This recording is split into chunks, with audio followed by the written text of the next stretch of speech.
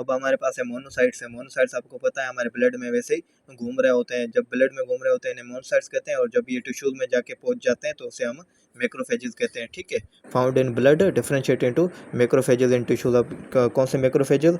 कम्फर sales. अगर liver में जो है ये मोनोसाइट्स पहुंच जाएंगे तो उन्हें हम कम्फर सेल्स कहेंगे। ठीक है, इसी तरीके से अगर सीएनएस में पहुंच गए तो इसे हम माइक्रोगिलिया कहेंगे, और अगर बोन्स में पहुंच गए तो इसे हम क्या कहेंगे? ऑस्टियोक्लास्ट कहेंगे। बहरहाल क्या कहा मैंने, मोनोसाइट्स ऐसे घूम रहे होते हैं अगर ब्लड में तो मोनोसाइट्स हैं, अगर टिश्यूज़ में पहुंच जाते हैं उसे हम मैक्रोफेजेस कहते हैं।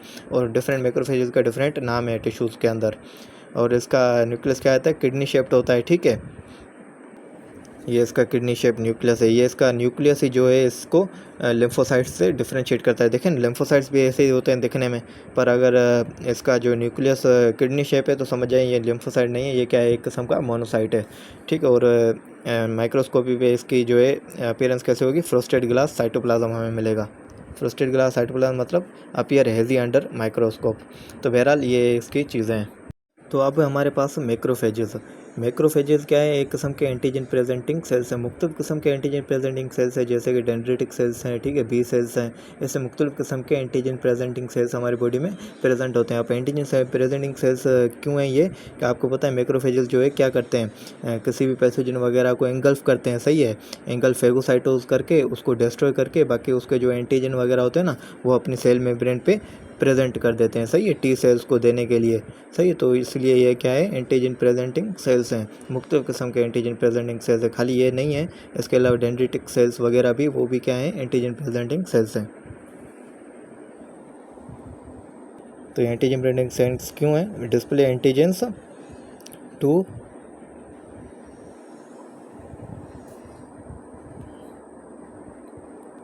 T cells via MHC class 2। MHC class 2 ये जो है ना हमारे सेल्स के सरफेस पे रिसेप्टर्स होते हैं जिन पे जो है एंटीजन प्रेजेंट हुआ पड़ा होता है।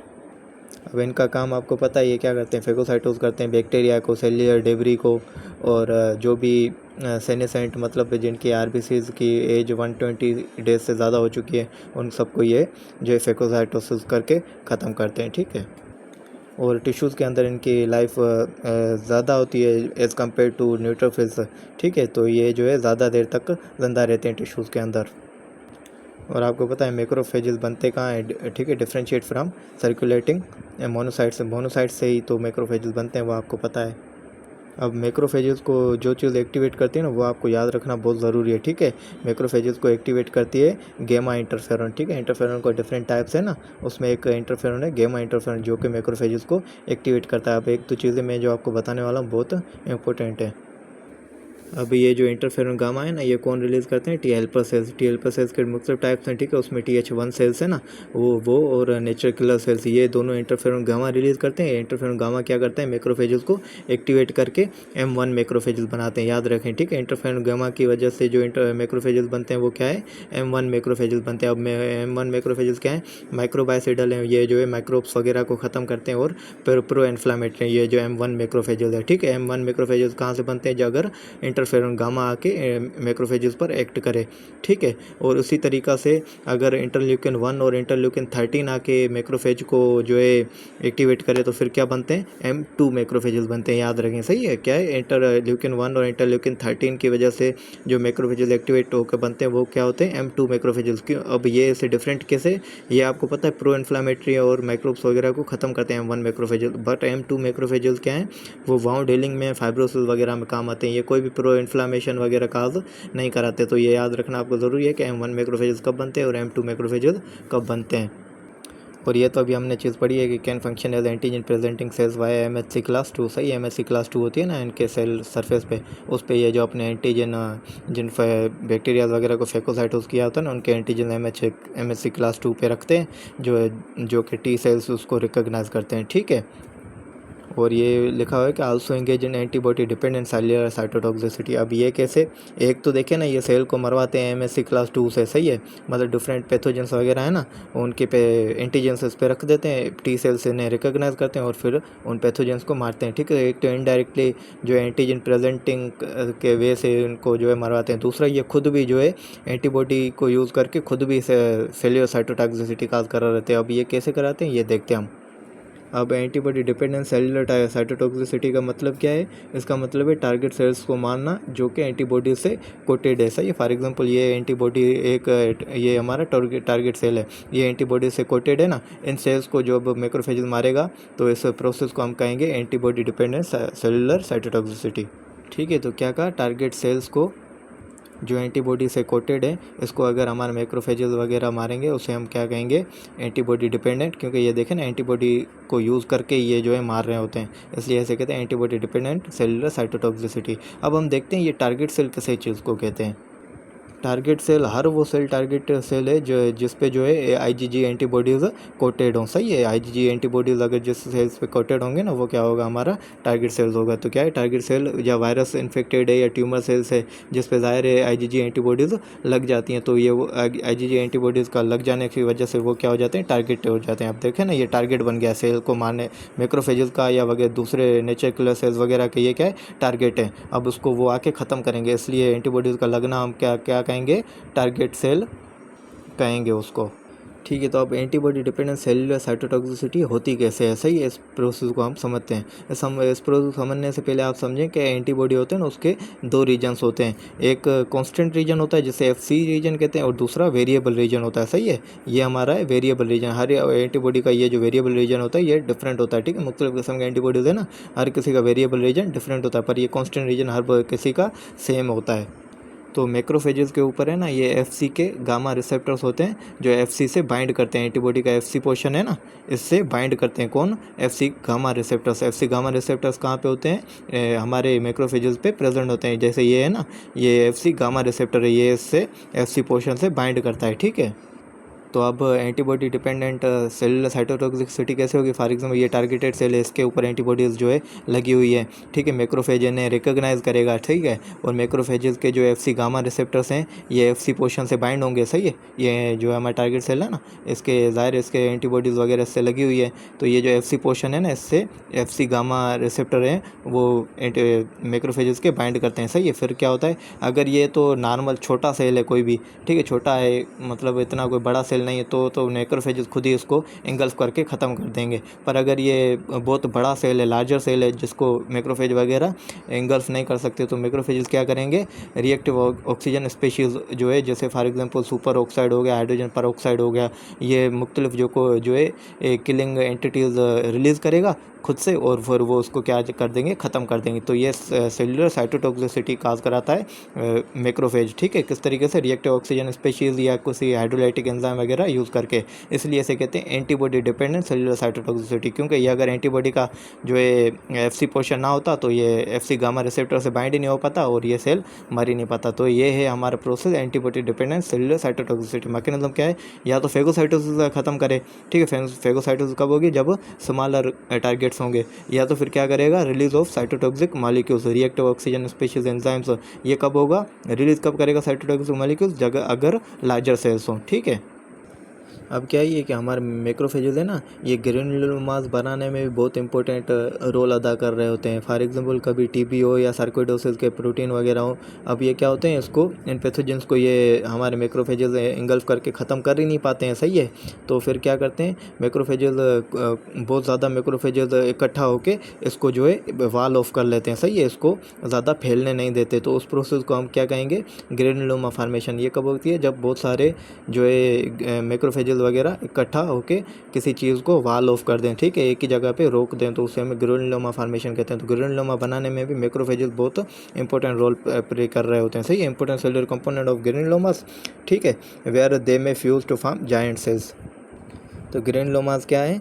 Walling off persistent irritants. ठीक है। Walling off persistent irritants prevent spread but cause tissue necrosis. ज़ाहिर है वो उसको स्प्रेड को तो रोक देता है, पर टिश्यू नेक्रोसिस काज करा देता है ये ग्रेनुलोमास।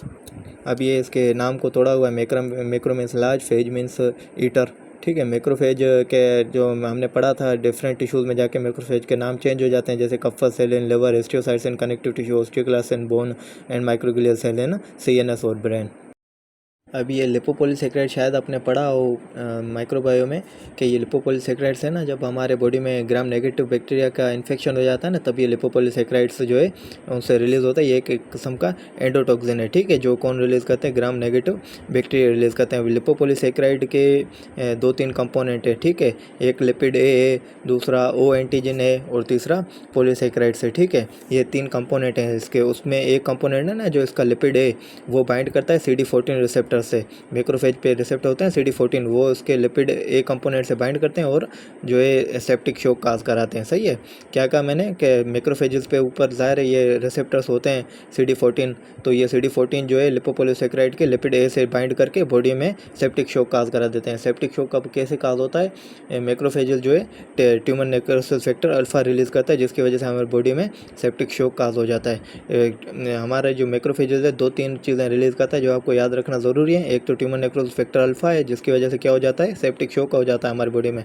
तो ट्यूमर नेक्रोसिस फैक्टर अल्फा कब रिलीज़ होता है, जब जो है लिपोपोलीसेकेराइड का लिपिड ए जो है हमारे CD14 रिसेप्टर से बाइंड हो जाए, ठीक है, तब तो सेप्टिक शॉक हो जाता है। दूसरा हमारा जो है मैक्रोफेजेस है वो रिलीज़ करते हैं इंटरल्यूकिन 1, ठीक है। इंटरल्यूकिन 1 क्या काज कराता है हमारी बॉडी में, फीवर काज कराता है, सही है।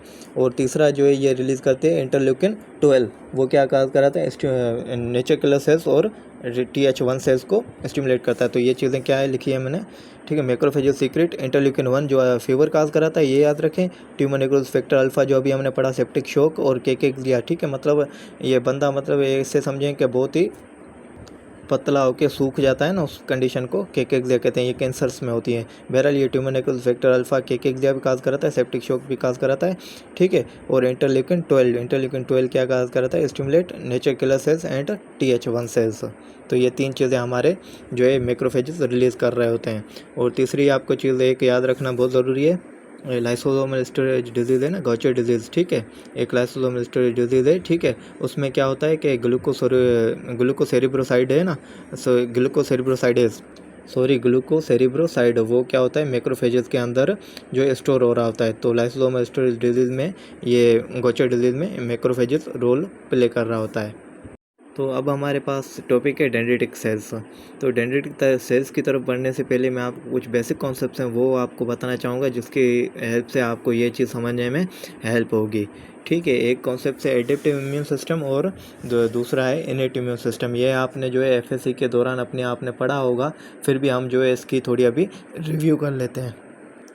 तो ये इनेट इम्यून सिस्टम। इनेट इम्यून सिस्टम क्या है, फर्स्ट लाइन ऑफ डिफेंस है। मतलब जो भी अगर पैथोजन वगैरह कोई भी हमारी बॉडी में इंटर करने की कोशिश कर रहा है या इंटर हो रहा है, तो उसमें सबसे पहले जो चीज़ उससे फाइट करेगी वो हमारा क्या होगा, इनेट इम्यून सिस्टम, ठीक है। सबसे पहले यही चीज़ आके उन्हें फेस करती है।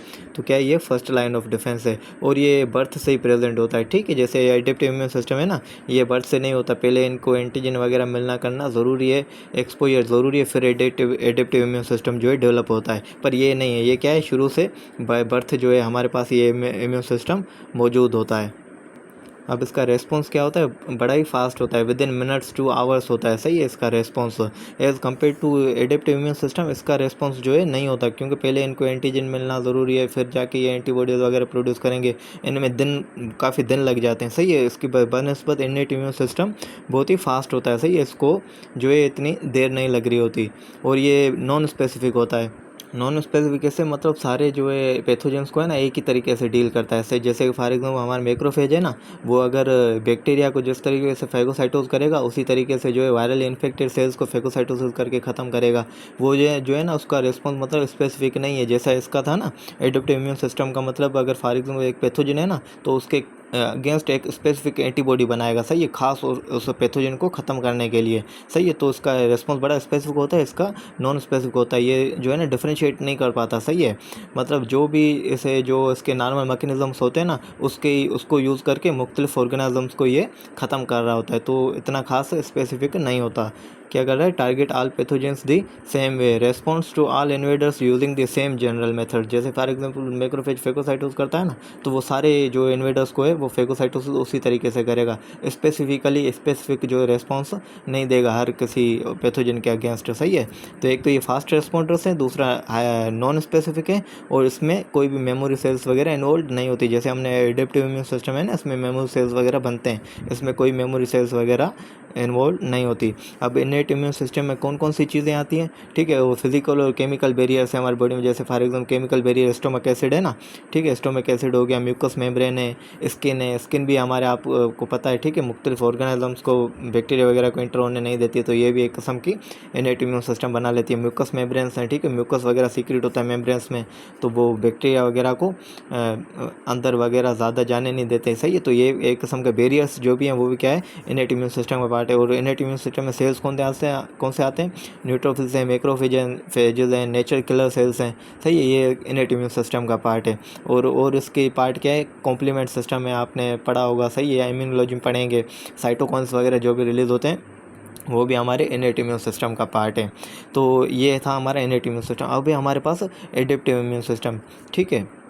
अब ये कब डेवलप होता है, developed after exposure to pathogen से। ये जैसे इनेट इम्यून सिस्टम था बाय बर्थ था, सही, हमें पास पहले प्रेजेंट था, ये ऐसा नहीं होता। पहले एडेप्टिव इम्यून सिस्टम डेवलप होने से पहले हमारी बॉडी में डिफरेंट ऑर्गेनिजम्स का एक्सपोजर ज़रूरी है, फिर उसके अगेंस्ट जो एडेप्टिव इम्यून सिस्टम जो डेवलप होगा। इसलिए तो इसका नाम है ना एडेप्टिव, मतलब एडेप्ट होना, ये चीज़ों के साथ एडेप्ट होना। तो ये पहले जो एक्सपोजर होता है पैथोजेंस का, फिर ये एडेप्ट होके इम्यून सिस्टम प्रोड्यूस करते हैं, माना फॉर एग्जाम्पल उसके अगेंस्ट जो है एंटीबॉडीज़ वगैरह प्रोड्यूस करते हैं, एडेप्टिव इम्यून सिस्टम, इसलिए ऐसा कहा गया है। और ये हाईली टारगेटेड होते हैं। सही है, ये इनकी तरह नॉन स्पेसिफिक नहीं होते, ये स्पेसिफिकली जो चीज़ पैथोजन है उसके खिलाफ जाके एक्ट करते हैं। सही है। और ये क्या है, इसका जो रिस्पॉन्स होता है इनिशियली स्लो होता है, जैसे इसका फास्ट रिस्पॉन्स होता है ना, विद इन मिनट्स होता है, तो इसका जो है इनिशियल रिस्पॉन्स होता है ना वो मतलब बहुत ही स्लो होता है, विद इन डेज होता है। इनिशियल रिस्पॉन्स लिखा हुआ है, याद रखें, यहाँ पे वर्ड है इनिशियल रिस्पॉन्स, क्योंकि बाद में जब इनकी जो मेमोरी सेल्स वगैरह बन जाते हैं ना, फिर इनका रिस्पॉन्स भी बहुत तेज़ हो जाता है। बस as compared to them their initial response is very slow है, ठीक है, काफ़ी दिन लगते हैं ये जो है एडेप्टिव इम्यून सिस्टम जो है रिस्पॉन्ड करने में। और ये क्या हाईली स्पेसिफिक है, मैंने अभी आपको बताया, टारगेट स्पेसिफिक एंटीजेंस। और मैंने अभी एक और बात की आपको, ये इनके पास मेमोरी सेल्स वगैरह प्रेजेंट होते हैं। तो मेमोरी सेल्स क्या करते हैं, फ्यूचर्स में अगर same pathogen for example E coli है, सही है, ई कोलाई का या कोई भी एक वायरस है, उसका अगर इन्फेक्शन हो रहा है, ठीक है, पहले तो काफ़ी दिन लगेंगे उसे, ठीक है, हल वगैरह करने में, पर उस ऑर्गेनिज्म के अगेंस्ट मेमोरी सेल्स प्रेजेंट हो जाएंगे हमारे ब्लड में। तो फिर से अगर ई कोलाई या वो वायरस अगर इन्फेक्ट करेगा ना, तो हमारा ये इम्यून सिस्टम बहुत तेज़ी से और स्ट्रॉन्गर रिस्पॉन्स देगा उसकी तरफ उसके खिलाफ। सही, और उसको जल्दी ख़त्म कर देगा। तो ये जो है क्या होता है, मेमोरी सेल्स की वजह से इसका जो रिस्पॉन्स क्या होता है, सेकेंड रिस्पॉन्स स्ट्रॉन्गर होता है और फास्टर रिस्पॉन्स ऑन री एक्सपोजर। ठीक है, वो किसके लिए होता है, वो मेमोरी सेल्स की वजह से होता है। Memory cell adaptive immune system होते हैं। अब इसके कंपोनेंट्स क्या हैं, इसके कंपोनेंट्स आप याद रखें, एडेप्टिव इम्यून सिस्टम हमारे टी और बी सेल्स की वजह से बनते हैं, और बी सेल्स की वजह से जो एंटीबॉडीज़ बनती हैं वो भी एडेप्टिव इम्यून सिस्टम का पार्ट है, और मेमोरी सेल्स तो इसका पार्ट है ही। सही है, तो ये आपको बेसिक कॉन्सेप्ट होना ज़रूरी है कि इनेट इम्यून सिस्टम क्या है और एडेप्टिव इम्यून सिस्टम क्या है। तो अभी ये दोनों मिलके काम कैसे कर रहे होते हैं, हमारा जो इम्यून सिस्टम होता है ना वो डिटेक्ट करता है किसी पैथोजेंस को, और उनकी जो है प्रोग्रेशन वगैरह को क्या कर देता है, स्लो कर देता है। सही, फेगोसाइटोस करके उनको डिटेक्ट करता है, उनके एंटीजन वगैरह। ठीक है, फिर वो क्या करता है, एडेप्टिव इम्यून सिस्टम को वो एंटीजन वगैरह देके इसको एडेप्टिव इम्यून सिस्टम को एक्टिवेट करता है पहले। ठीक है, उसको खुद डिटेक्ट करता है, रोकने की कोशिश करता है। ठीक है, डिटेक्शन के दौरान उसके जो भी एंटीजन वगैरह होते हैं वो ला के एडेप्टिव इम्यून सिस्टम को देता है। ठीक है, वह एंटीजन प्रेजेंटेशन, फिर एडेप्टिव इम्यून सिस्टम क्या करता है, उस स्पेसिफिक पैथोजन को जो है एलिमिनेट करने में हेल्प करता है। तो ये मिलके ऐसे काम कर रहे होते हैं। तो इनेट और एडेप्टिव इम्यून सिस्टम के साथ एक और बेसिक कॉन्सेप्ट आपको पता होना ज़रूरी है, वो है एमएचसी क्लास 1 और एमएचसी क्लास 2 का। सही है, ये एमएचसी क्लास क्या है, मेजर हिस्टोकम्पैटिबिलिटी कॉम्प्लेक्स है। अब ये क्या है, एक किस्म के ऐसे समझे सेल के सरफेस के ऊपर जो है मॉलिक्यूल्स हैं जिनके ऊपर आके एंटीजन लग रहा होता है। सही है, एमएचसी क्लास 1 पे अलग एंटीजन लग रहे होते हैं, एमएचसी क्लास 2 पे अलग एंटीजन लग रहे होते हैं। अब ये एंटीजन के ऊपर लग के फिर टी सेल्स को जो है ये प्रेजेंट करते हैं ये एंटीजन। ठीक है, क्या कहा मैंने कि एक सेल होता है हमारे पास, उसके ऊपर क्या होते हैं, एमएससी क्लास होते हैं, या एमएससी क्लास 1 होते हैं या एमएससी क्लास 2 होती है, इन पे लगते हैं एंटीजन। अब ये एंटीजन ये किसको प्रेजेंट करते हैं, ये करते हैं टी सेल्स को। सही, इम्यून सिस्टम में ये एमएससी मॉलिक्यूल जो है हमें हेल्प कर रहे होते हैं। तो ये क्या है, help immune system to present antigens to T cells, ठीक है। ये मुख्तलिफ इम्यून सिस्टम पे सेल्स पे ये जो प्रेजेंट होते हैं, जो कि टी सेल्स को एंटीजन प्रेजेंट करने में हेल्प कर रहे होते हैं। अब MSC क्लास 1 जो है मुख्तलिफ सेल्स में होती है, MSC क्लास 2 मुख्तलिफ में होती है। तो अब हम देखते हैं, सही है। MSC क्लास 1 के मॉलिक्यूल्स है ना, ये हमारे जो भी ऐसे समझे न्यूक्लिएटेड सेल्स है ना, सब पे होती है, ठीक है। RBCs तो हमारे न्यूक्लिएटेड है ही नहीं, बाकी जो भी न्यूक्लिएटेड सेल्स है ना हमारे बॉडी में, जिनमें न्यूक्लियस है, उन सब सेल्स के ऊपर ये MSC क्लास 1 मॉलिक्यूल प्रेजेंट होता है, ठीक है। ये एंटीजेंस टी सेल्स को वगैरह को प्रेजेंट करने के लिए MSC क्लास 1 मॉलिक्यूल प्रेजेंट होता है, ठीक है। क्या है, found on all nucleated cells, almost every cell in the body, सही। अब ये क्या करता है, MSC क्लास 1 है ना, एंडोजेनियस जो भी एंटीजेंस होते हैं, माना सेल के अंदर, ठीक है। एक सेल है, सही है, फॉर एग्जांपल सेल है, सेल के अंदर जो भी एंटीजेंस वगैरह प्रेजेंट कर रहे होंगे ना, उसको ये जो है क्या होगा, उसको अंदर से लेके बाहर ऐसे प्रेजेंट कर देगा। तो ये हमेशा एंडोजीनियस एंटीजेंस को MSC क्लास 1 जो है प्रेजेंट कर रहा होता है, ठीक है। Present endogenous antigens from inside the cells, जैसे कि वायरल प्रोटीन्स हो गए, ट्यूमर सेल्स, वायरस आपको पता है सेल के अंदर ही होता है, ठीक है। और ट्यूमर प्रोटीन्स, ट्यूमर के प्रोटीन्स वगैरह भी सेल के अंदर ही होते हैं, सही है। ये ऐसे बाहर से तो कोई नहीं आ रही चीज़ें, ठीक है। वायरस भी सेल के अंदर, ट्यूमर के प्रोटीन्स वगैरह सेल के अंदर हैं, तो इनको यहाँ से लेके MSC क्लास 1 पे प्रेजेंट कर देते हैं। फिर ये जो है कौन रिकॉग्नाइज करता है, टी सेल्स जो होते हैं वो इसको रिकॉग्नाइज करते हैं। अब ये क्या करता है, ये यहाँ पे एंडोजीनियस प्रोटीन्स को यहाँ पे रख देता है, फिर वो क्या करता है, presented to CD8 T cells. अब टी सेल्स आपको पता है 2 किस्म के होते हैं, CD8 पॉजिटिव और CD4। तो CD8 को हम साइटोटॉक्सिक टी सेल्स कहते हैं, और CD4 को हम कहते हैं हेल्पर टी सेल्स। तो ये जो है MSC क्लास 1 के मॉलिक्यूल्स हैं, ये हमेशा कब किसको एंटीजन प्रेजेंट करते हैं, साइटोटॉक्सिक टी सेल्स को। अब वो क्या प्रेजेंट करके क्या कहते हैं, tells immune system that this cell is infected या एबनॉर्मल, किल इट। ज़ाहिर अब यहाँ पे वायरस इन्फेक्टेड होगा, वायरस तो बाहर है ही नहीं, तो इम्यून सिस्टम कैसे रिकॉग्नाइज कर पाएगा। अगर कोई चीज़ बाहर होती ना सेल के, तो इम्यून सिस्टम रिकॉग्नाइज कर पाता। वायरस को आपको पता है सेल के अंदर जाके इन्फेक्ट करता है, तो वायरस को इम्यून सिस्टम कैसे आइडेंटिफाई करता है, वो इस तरीके से आइडेंटिफाई करता है, ठीक है। वायरस से वो सेल को अफेक्ट करता है, इन्फेक्ट करता है, तो सेल क्या करता है, वायरस के जो भी प्रोटीन होते हैं 1-2 अपने सेल के ऊपर MSC पे लगा देते हैं। फिर टी सेल्स आते हैं, वो रिकॉग्नाइज करते हैं कि यार ये तो सेल इन्फेक्टेड है, फिर वो टी सेल्स क्या करते हैं, इस सेल को ख़त्म कर देते हैं। इसलिए कहा जाए साइटोटॉक्सिक टी सेल, जो सेल में टॉक्सिसिटी करा के सेल को ख़त्म कर दें। ऐसे ट्यूमर सेल्स हैं, अब से ट्यूमर सेल के बाहर तो कुछ नहीं ऐसे छोड़ रहे होते मॉलिक्यूल्स वगैरह, जो पता चले इसमें ट्यूमर है, तो उसको इम्यून सिस्टम ट्यूमर्स को कैसे ख़त्म करेगी, वो भी इस तरीके से ख़त्म करती है, सही। ट्यूमर्स के कुछ एंटीजन प्रेजेंट हो जाते हैं, टी सेल रिकॉग्नाइज करते हैं, भाई ये तो एबनॉर्मल सेल है, इसको ख़त्म होना ज़रूरी है, तो टी सेल से ख़त्म कर देते हैं। तो वही लिखा है, tells immune system this cell is infected या एबनॉर्मल, किल इट, सही है। तो ये MSC क्लास 1 का काम था। अब ये MSC क्लास 2 है ना, ये हर सेल्स पे प्रेजेंट नहीं होती। जैसे ये MSC क्लास 1 है ना, हर सेल्स में, ज़ाहिर कोई भी सेल इन्फेक्टेड हो सकता है वायरस से, और कोई भी सेल पे जो है ट्यूमर वगैरह प्रेजेंट हो सकते हैं, इसलिए MSC क्लास 1 हर सेल्स में होते हैं। MSC क्लास 2 है ना, हर सेल के ऊपर नहीं होती। ये जो भी एंटीजन प्रेजेंटिंग सेल्स है ना, उसके ऊपर ये MSC क्लास 2 के मॉलिक्यूल प्रेजेंट होते हैं, ठीक है। फिर वो एंटीजन प्रेजेंटिंग सेल्स में कोई भी अगर वायरस वगैरह मतलब बैक्टीरिया वगैरह एंटीजन प्रेजेंट सेल्स इंगल्फ करते हैं ना बाहर से, फिर उनके प्रोटीन्स वगैरह अपने ऊपर लगा देते हैं, सही है। तो क्या कहा मैंने, found only on antigen presenting sales. Antigen presenting sales आपको पता है कौन से, डेंड्रिटिक सेल्स हैं, मैक्रोफेजेस हैं, बी सेल्स हैं, बी सेल्स भी हैं, ठीक है, आप पढ़ोगे, ये भी एक किस्म के एंटीजन प्रेजेंटिंग सेल्स हैं। तो ये क्या करते हैं, बाहर से किसी भी बैक्टीरिया वगैरह को इनगल्फ करते हैं, सही है।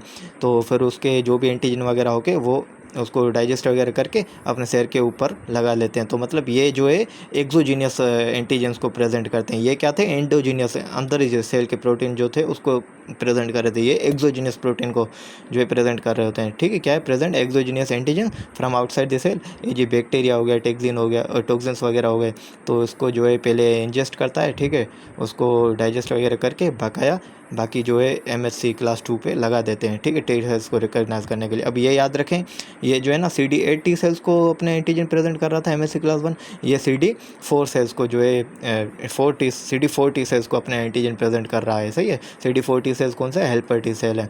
अब ये एंटीजन प्रेजेंट करके डायरेक्ट उसकी किलिंग नहीं कर रहे थे, क्योंकि हेल्पर टी सेल आपको पता है डायरेक्ट किलिंग नहीं करते, ठीक है। तो ये क्या करता है, tells immune system there is pathogen outside, ठीक है, एक्टिवेट इम्यून सिस्टम। तो हेल्पर टी सेल से फिर साइटोटॉक्सिक टी सेल वगैरह को एक्टिवेट करके फिर उस पैथोजन को ख़त्म करने में हेल्प करते हैं, सही है। तो ये MSC क्लास 1 और MSC क्लास 2 के कॉन्सेप्ट आपको जहन में होना ज़रूरी है। हम समझते हैं डेंड्रिटिक सेल्स को, ठीक है। डेंड्रिटिक सेल्स याद रखें, ये क्या है, प्रोफेशनल एंटीजन प्रेजेंटिंग सेल्स है। हमारी बॉडी में आपको पता है ना, एंटीजन प्रेजेंटिंग सेल्स मुख्तलिफ होते हैं। मैक्रोफेजेस भी एक किस्म के एंटीजन प्रेजेंटिंग सेल्स हैं, और बी सेल्स भी हैं, पर उन सब में से जो बेहतरीन एंटीजन प्रेजेंटिंग सेल्स हैं ना, वो क्या है, हमारे जो है डेंड्रिटिक सेल्स हैं, ठीक है। तो ये क्या है, प्रोफेशनल एंटीजन प्रेजेंटिंग सेल्स हैं, ये याद रखें आप चीज़। तो क्या लिखा है, highly phagocytic antigen presenting sales. ज़ाहिर है फेगोसिटिक काम भी है और एंटीजन प्रेजेंटेशन का काम भी है। ज़ाहिर है एंटीजन प्रेजेंट तभी करेगा जब उस चीज़ को पहले फेगोसाइटोसिस कर लेगा। अब यहाँ पे एक चीज़ लिखिए, function is the link between innate and adaptive immune system. अब हम समझते हैं इस लाइन को कि ये जो है ये हमारी डेंड्रिटिक सेल्स है ना, ये इनेट इम्यूनिटी जो हमने पढ़ी थी और एडेप्टिव इम्यूनिटी है ना, इन दोनों को लिंक करता है। ऐसे समझे, एक ब्रिज, एज अ ब्रिज काम करता है इन दोनों को, इम्यूनिटीज़ को लिंक करने में। सही है। तो अब हम समझते हैं कि ये जो डेंड्रिटिक सेल्स हैं ये इनेट और जो है हमारे एडेप्टिव इम्यून सिस्टम को लिंक कैसे करता है। तो हमारे डेंड्रिटिक सेल्स है ना, इनके सरफेस पे होते हैं एक रिसेप्टर्स जिसे हम कहते हैं टोल लाइक रिसेप्टर्स, ठीक है। इनके सरफेस पे क्या होते हैं, टोल लाइक रिसेप्टर्स होते हैं। अब ये टोल लाइक रिसेप्टर्स क्या करते हैं, ठीक है, जो भी पैथोजन के फीचर्स हैं ना, फॉर एग्जांपल उनके सेल वाल के कंपोनेंट्स हो गए, जैसे लिपोपोलीसेकेराइड हो गए, ठीक है, ऐसे सेल वाल के कंपोनेंट्स या वायरल आरएनए वगैरह, इनको जो रिकॉग्नाइज करते हैं ना, वो ये टोल लाइक रिसेप्टर्स कर रहे होते हैं। सही है। तो ये क्या करते हैं, टोल लाइक रिसेप्टर जो भी फीचर्स है ना, कॉमन फीचर पैथोजन के, वो उनको रिकॉग्नाइज करता है। इन कॉमन फीचर्स को क्या कहते हैं, पैथोजन एसोसिएट मॉलिक्यूलर पैटर्न्स कहते हैं। तो पैथोजन एसोसिएट मॉलिक्यूलर पैटर्न्स को रिकॉग्नाइज करते हैं टोल लाइक रिसेप्टर्स। तो ये तो हमारे नेचर उस पे डेंड्रिटिक सेल्स पे प्रेजेंट होते हैं। तो ये एज अ फंक्शन करते हैं इनेट इम्यूनिटी। अब ये आप देखें ना, टोल लाइक रिसेप्टर से पैथोजन एसोसिएटेड मॉलिक्यूलर पैटर्न को रिकॉग्नाइज करना इनेट इम्यूनिटी कैसे हो गया, आप पूछेंगे। ये ज़ाहिर ये इम्यूनिटी इनेट इम्यूनिटी का पार्ट इसलिए क्योंकि ये जो रिकॉग्निशन फास्ट होती है। सही है। ज़ाहिर टोल लाइक रिसेप्टर्स पे कुछ भी pathogen associated molecular pattern, for example bacteria cell wall component लग गया, लिपोपोलीसेकेराइड लग गया, तो ये जल्दी से उसको रिकॉग्नाइज करेगा, फास्ट है और क्या है, नॉन स्पेसिफिक है। ये सेम रिसेप्टर कई पैथोजेंस के जो है ना पैटर्न्स को रिकॉग्नाइज कर सकता है। सही है। For example gram negative bacteria का एक का लिपोपोलीसेकेराइड नहीं, किसी भी ग्राम नेगेटिव बैक्टीरिया के लिपोपोलीसेकेराइड को टोल लाइक रिसेप्टर जो है रिकॉग्नाइज कर सकते हैं। तो नॉन स्पेसिफिक भी है, फास्ट भी है, इसलिए क्या है, ये इनेट इम्यूनिटी बनाता है उसकी डेंड्रिटिक सेल्स की। सही है। तो डेंड्रिटिक सेल्स की जो इनेट इम्यूनिटी का पार्ट क्या आ गया, ये आ गया। अब हम देखते हैं कि एडेप्टिव इम्यूनिटी से ये कैसे कनेक्ट होता है। सही है। अब ज़ाहिर है पहले ये जो है इसको पैटर्न को रिकॉग्नाइज करके उस बैक्टीरिया को या उस पैथोजन के क्या करता है, इनगल्फ करता है। सही है। तो ये पहले पैटर्न वगैरह रिकॉग्नाइज करके फिर उसको क्या करता है, इनगल्फ करता है, इनगल्फ करके डाइजेस्ट करता है। फिर उसके जो भी पैथोजन के एंटीजन वगैरह हैं वो अपने MHC मॉलिक्यूल्स पे लगा लेता है। सही है। क्योंकि ये एंटीजन प्रेजेंटिंग सेल्स हैं डेंड्रिटिक सेल्स, तो इनके पास MHC क्लास 2 तो होती है, पर MHC क्लास तो 1 आपको पता है हर सेल के पास होती है। तो इसके पास MHC 1 MHC 2 दोनों होती हैं। तो इसके जो पैथोजन को डाइजेस्ट वगैरह करके इसके एंटीजन्स किस पे लगा देता है, MHC 1 और MHC 2 दोनों पे लगा देता है। ठीक है। तो इसको पहले उसने रिकॉग्नाइज किया, फिर उसको डाइजेस्ट करके उसके एंटीजन MHC 1 MHC 2 पे लगा लिया। अब ये क्या करता है, ये यहाँ पे पैथोजन के जो एंटीजन वगैरह अपने ऊपर लगा देता है ना MHC 1 2 पे, फिर ये जाता है लिम्फ नोड्स की तरफ। ठीक है। लिम्फ नोड्स में जाके ये जो अपने एंटीजन है ना ये टी सेल्स को दे देता है। सही है। मतलब ये MHC 1 2 पे जो लगे थे ना एंटीजन्स, ये लिम्फ नोड्स में आपको पता है टी सेल्स बी सेल्स वगैरह सारे होते हैं। तो वहाँ पे जाके टी सेल्स को ये अपने MHC क्लास पे जो एंटीजन लगे होते हैं ना वो उनको प्रेजेंट कर देता है। सही है। तो MHC 1 पे जो लगे होते हैं वो CD8 टी सेल्स को प्रेजेंट करता है, MHC 2 पे जो एंटीजन लगे होते हैं वो CD4 टी सेल्स को प्रेजेंट करता है। अब ये जो प्रेजेंटेशन का रोल है, ये जो इनको प्रेजेंट करता है, ये तो आपको पता है एडेप्टिव इम्यून सिस्टम का पार्ट है। तो इसने दोनों काम किए। पहले तो जो है पैथोजन को सेंस किया कि पैथोजन है, तो ये इनेट इम्यूनिटी हो गई। फिर जाके एडेप्टिव इम्यून सिस्टम को एक्टिवेट किया, तो ये एडेप्टिव इम्यूनिटी हो गई। तो इन दोनों को कनेक्ट करने में जो सेल्स काम आए वो कौन थे, डेंड्रिटिक सेल्स से। ठीक है। तो इनेट रोल इनका क्या था, पैथोजन की सेंसिंग थी, और एडेप्टिव रोल इनका क्या था, टी सेल की एक्टिवेशन थी। तो इन दोनों चीज़ों को जो लिंक कर रहा था वो कौन सा कर रहा था, हमारा डेंड्रिटिक सेल्स कर रहे थे। ठीक है। इसलिए इन्हें कहा गया है कि the function is the link between innate and adaptive immune system via T cell immune stimulation. ठीक है। यहाँ पे जाके टी सेल्स को स्टिमुलेट कर रहे थे ना लिम्फ नोड में जाके, तो इस टी सेल को स्टिमुलेशन की वजह से ये एक लिंक बना देते हैं इनेट और एडेप्टिव इम्यून सिस्टम के बीच में। अब इनके पास क्या होता है, MHC क्लास 2 के रिसेप्टर्स भी होते हैं और FC गामा रिसेप्टर्स भी होते हैं। FC गामा रिसेप्टर आपको पता है जो है एंटीजन के साथ जो एंटीबॉडी बाइंड हुई होती है, उस एंटीबॉडी को कैप्चर करने के लिए FC गामा रिसेप्टर्स भी होते हैं। और MHC क्लास 2 तो आपको पता है, अगर ये डेंड्रिटिक से एंटीजन प्रेजेंटिंग सेल्स हैं तो MHC क्लास 2 तो होगी इसके पास, क्योंकि MHC क्लास 2 हर एंटीजन प्रेजेंटिंग सेल्स के पास प्रेजेंट होती है। ठीक है। और एक चीज़ आपको याद रखना ज़रूरी है, क्योंकि हमने यहाँ पे पढ़ा था ना पढ़ा था कि MHC क्लास 1 जो है वो हमेशा एंडोजीनियस एंटीजेंस को ही जो है अपने ऊपर लगा रहा होता है। सही, endogenous antigen for example viral protein और ट्यूमर प्रोटीन्स वगैरह, एंडोजीनियस प्रोटीन्स को ही ये जो MHC क्लास 1 है अपने ऊपर लगा रहा था। पर डेंड्रिटिक सेल्स में ये जो MHC क्लास 1 है ये एक्सोजीनियस एंटीजेंस को भी अपने ऊपर लगा रहा होता है। सही, इसलिए इसे कहते हैं cross presentation. Normally MHC class 1 किसको लगा रहा होता है? एंडोजीनियस प्रोटीन्स को। पर डेंड्रिटिक सेल्स में क्या करता है, ये एक्सोजीनियस प्रोटीन्स को भी जो है अपने ऊपर लगा रहा होता है, इसलिए इसे कहते हैं क्रॉस प्रेजेंटेशन। तो क्या लिखा है? Normally endogenous antigens MHC class 1 पे लगते हैं। Dendritic cells can cross present exogenous antigen on MHC class 1 to activate CD8 cytotoxic T cells. और एक दो चीज़ें याद रखने की ज़रूरी है कि vaccines rely on dendritic cells to present antigen and generate immunity. आपको पता है antigen professional antigen presenting cells यही है। तो वैक्सीन हम देते हैं ना, वैक्सीन में हम जो है वायरस वगैरह के एंटीजन देते हैं वैक्सीन्स में, और फिर हमारी बॉडी जो है उस वायरस वगैरह के खिलाफ इम्यूनिटी प्रोड्यूस कर लेती है। पर वो इम्यूनिटी प्रोड्यूस करने के लिए वो एंटीजन जो है टी सेल्स तक पहुंचना ज़रूरी है। पर वो टी सेल्स तक कौन पहुंचाते हैं? यही पहुंचाते हैं। ठीक है, dendritic cells can be use to activate immune system against cancers, ये भी हमने पढ़ा था। ठीक है, तो ये कैंसर्स के जो इम्यूनिटी सेल्स को, कैंसर सेल्स के एंटीजन्स को प्रेजेंट करने में भी ये सेल्स हेल्प कर रहे होते हैं।